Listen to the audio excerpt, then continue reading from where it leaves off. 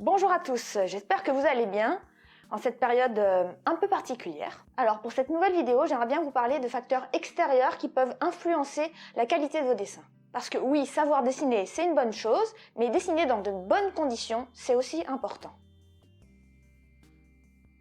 Alors en dessin numérique, vous allez effectivement passer de très nombreuses heures sur un écran, encore plus que ce que vous avez l'habitude, et en fin de journée, vous risquez peut-être d'avoir des maux de tête, les yeux qui piquent ou qui brûlent, enfin c'est très fréquent.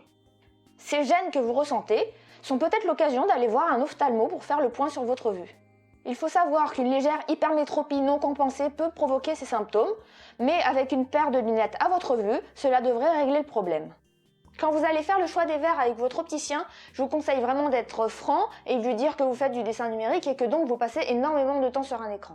Et si vous avez le budget, je vous conseille fortement de demander deux choses en plus sur vos verres. Le premier, c'est un filtre anti-lumière bleue et la deuxième chose, c'est une addition en bas du verre. Les verres avec un filtre anti-lumière bleue bloquent les longueurs d'onde qui sont proches des ultraviolets et qui sont nocifs à long terme pour nos yeux. Leur efficacité n'est sûrement pas aussi incroyable que ce que veulent le faire croire les commerciaux, mais il est prouvé que ces filtres permettent une diminution marquée de la fatigue oculaire. Ensuite, n'hésitez pas à demander des verres avec une légère addition, c'est-à-dire que la puissance du verre sera légèrement plus importante en bas de votre verre. Cela permet à vos yeux de moins accommoder et donc de moins forcer en vision de près. C'est une option qui reste certes un peu chère, mais qui apporte un énorme confort.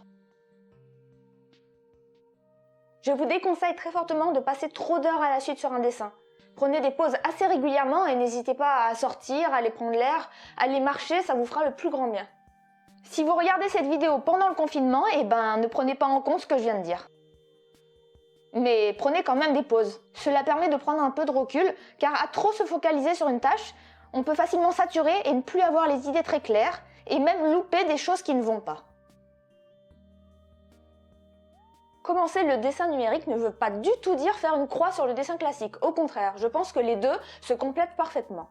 Je dirais même que commencer à dessiner avec un papier et un crayon est beaucoup plus naturel et beaucoup plus facile parce que finalement il n'y a pas l'aspect numérique et la gestion du logiciel.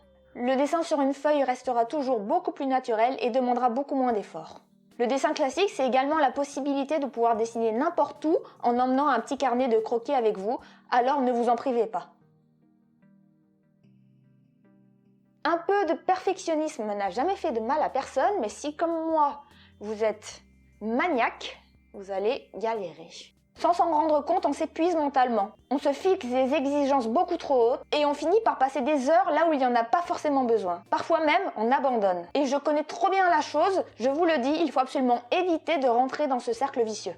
Les très grandes résolutions des dessins et la possibilité de zoomer presque à l'infini donnent envie de rajouter tout le temps plus de détails. Et puis finalement, on en rajoute tellement que ça devient un gouffre sans fin. Et il faut savoir que la phase d'apprentissage et la phase de progression se font seulement sur le premier tiers du dessin.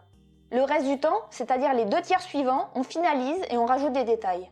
Si vous voulez progresser efficacement et rapidement, ce n'est pas forcément la peine de finir vos dessins. Mais si cela vous permet de vous motiver, alors n'hésitez pas à les finir parce que je sais à quel point c'est gratifiant de venir à bout d'un dessin.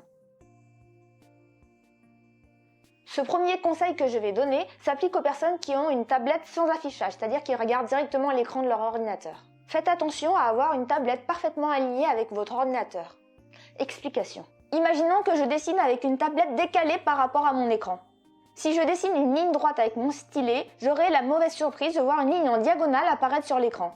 Heureusement, ce décalage peut être très facilement évité en alignant parfaitement votre tablette avec votre écran d'ordinateur.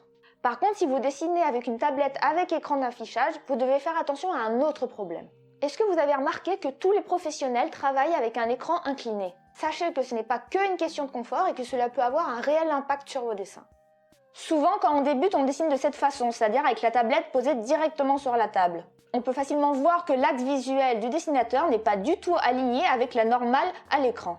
Ce décalage entraîne une légère déformation de vos dessins. Et par exemple, si vous avez l'impression d'avoir tracé un cercle parfait, lorsque votre dessin sera imprimé, en réalité celui-ci sera ovale. Si vous ne voulez pas vous tordre le cou, la meilleure solution, c'est d'investir dans un support qui vous permet d'incliner votre tablette. Normalement, il en existe pour absolument tous les modèles et en plus, plusieurs angles d'inclinaison sont proposés. Une fois la tablette inclinée, la normale à l'écran et votre axe visuel sont alors alignés, ce qui permet de faire des dessins justes. Si vous dessinez un cercle, cela restera un cercle une fois imprimé. Voilà pour aujourd'hui.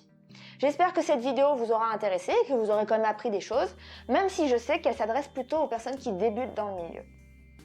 N'hésitez pas à aller faire un tour sur ma page Instagram ou Facebook. Encore merci à tous et à très bientôt.